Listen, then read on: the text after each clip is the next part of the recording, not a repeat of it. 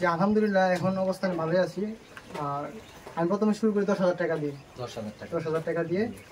আর এখন মোটামুটি আলহামদুলিল্লাহ প্রবাসের থেকে আপনি দেশে ভালো আছেন। জি আলহামদুলিল্লাহ। এই কোয়েল পাখির খামার করে আপনি মোটামুটি এখন বর্তমানে কি পরিমাণ টাকা আপনি আর্ন করতেছেন প্রতি মাসে? ম্যাক্সিমাম 50, নিম্নে 50,000। আলহামদুলিল্লাহ বিদেশে প্রবাসের থেকে আমার বাংলাদেশে আমি ভালো আছি। 1000 পাখি থেকে পাইতেছি। জি আলহামদুলিল্লাহ। আসসালামু আলাইকুম, আমি মোহাম্মদ সেলিম হোসেন, উপসহকারী কৃষি অফিসার। আজকে চলে আসলাম শাসন মেহেদির কোয়েলের খামারে। কেন আসলাম, কি করলাম, বিস্তারিত প্রতিবেদনটা পুরোটাই দেখতে পারবেন। আমাদের দেশে কোয়েলের এবং কোয়েলের ডিম মাংস হিসাবে, কোয়েল পাখি এবং ডিম হিসাবে আমাদের কিন্তু গুরুত্ব বাড়তেছে এবং চাহিদা দিন দিন বাড়তেছে। বাংলাদেশের মাটিতে একটা সময় আসবে আমাদের এই কোয়েল পাখি কিন্তু একটা ভালো একটা আলোড়ন সৃষ্টি করবে। এই আলোড়ন সৃষ্টি করবে এবং আমাদের তরুণ প্রজন্মরা সৃষ্টি করবে এই কোয়েল পাখির খামারগুলা। যাই হোক, সামনের দিকে এগিয়ে যাক, তাদের জন্য শুভকামনা। এখন আপনার যে বিষয়টা বলছিলাম মেহেদি ভাই যে বিদেশে জীবনটা কেমন ছিল, আপনি চলে আসলেন যে অনেক কষ্ট ছিল, অনেক কষ্টের জীবন ছিল। ওখানে কি পরিশ্রম ছিল বেশি, আর আপনি অসুস্থ হয়ে গেছিলেন, তারপর আপনি দেশে চলে আসেন। দেশে আসার পরে আপনি এই খামার শুরু করেন। এখন মোটামুটি আলহামদুলিল্লাহ প্রবাসের থেকে আপনি দেশে ভালো আছেন। জি আলহামদুলিল্লাহ।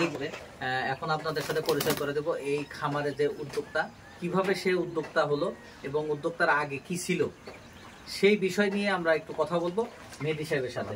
মেহেদি সাহেব ভালো আছেন? ওয়ালাইকুম আসসালাম। আপনি তো খুব চমৎকার দেখলাম একটা কোয়েলের খামার করছেন। এই খামারটা করছেন, আপনি আগে কি করতেন, কতদিন ধরে শুরু করলেন এবং এই বর্তমানে খামার করে আপনি কোন অবস্থানে আছেন, এই বিষয়গুলো যদি একটু শেয়ার করতেন আমাদের সাথে, তাহলে হয়তো বা আরো যারা নতুন উদ্যোক্তা আছে তাদের অনেক কাজে লাগতো আর কি। জি অবশ্যই, কেন না। আসসালামু আলাইকুম। আমি প্রথমে বাইরে ছিলাম, কাতারে ছিলাম। প্রবাসে ছিলেন? জি কাতারে ছিলাম, 1 বছরের মতো ছিলাম। তারপরে অসুস্থতার কারণে দেশে আসি।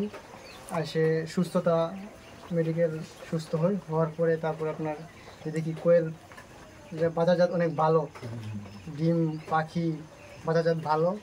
তারপরে বাবার সাথে শেয়ার করার পরে বলতেছি দাও, সমস্যা নেই, তারপরে এটা শুরু করলাম আর কি। আচ্ছা, এখন বর্তমানে শুরু করার পরে কতটুকু কি পর্যায়ে শুরু করা হয়েছিল, কত টাকা প্রথমে মূলধন দিছিল বাবা, এবং তার থেকে এখন বর্তমানে কতদিন হয়েছে এবং কি অবস্থানে আছে? প্রথম 10,000 টাকা দিয়ে শুরু করার পর থেকে মেশিন কিনেছি, জেনারেটর কিনেছি, একটা ঘর বানাইছি। আলহামদুলিল্লাহ অনেক ভালো পারফরমেন্স পাইতেছি। মোটামুটি বেশি দিন হয়েছে না? জি না। তাহলে আশা করা যায় আরো কিছুদিন পরে হয়তো খামারটা আরো অনেক বড় হবে এবং ইনকাম সোর্সটাও বাড়বে এবং লাভের পরিমাণটাও বাড়বে। তরুণ প্রজন্মে অনেকেই প্রবাসে গিয়ে সাইন করতে পারে, অনেকে ওখানে গিয়েও সে ঠিক মতো নিজের জীবনটাকে গড়তে পারে না। তার কারণে সে দেশেই, আসলে আমাদের দেশে অনেক কর্মসংস্থান আছে, যদি সঠিকভাবে করা যায় তাহলে কিন্তু আমরা এই কর্মসংস্থান থেকেই আমরা নিজের চাহিদা পূরণ করতে পারি এবং নিজের যাবতীয় যে প্রয়োজনীয়তা এবং চলাফেরা সবকিছুই আমরা কিন্তু এইভাবে প্রয়োজনীয়তা মেটাতে পারি। তাহলে আমি নিজের বাড়িতে থাকলাম, নিজের পরিবারের সাথে থাকলাম, তারপরে আমি যে খামার করলাম, যাই ইনকাম করলাম, আমার পরিবার পরিজনের সুখে দুঃখে আমরা পাশে থাকতে পারি।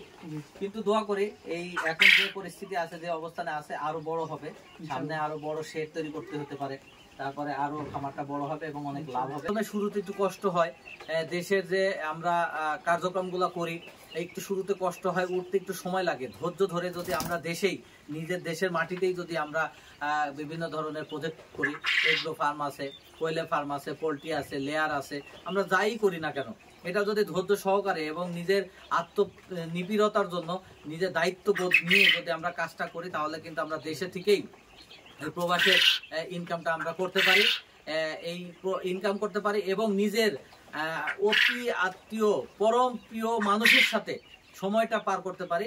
তাহলে আমরা কিন্তু ভালো থাকব এবং সুস্থ থাকব এবং সব দিক দিয়ে পরিশেষে বলবো আলহামদুলিল্লাহ। সবাই ভালো থাকবেন, দোয়া করবেন, সবাই এই সবাই নতুন নতুন উদ্যোক্তা তৈরি হন।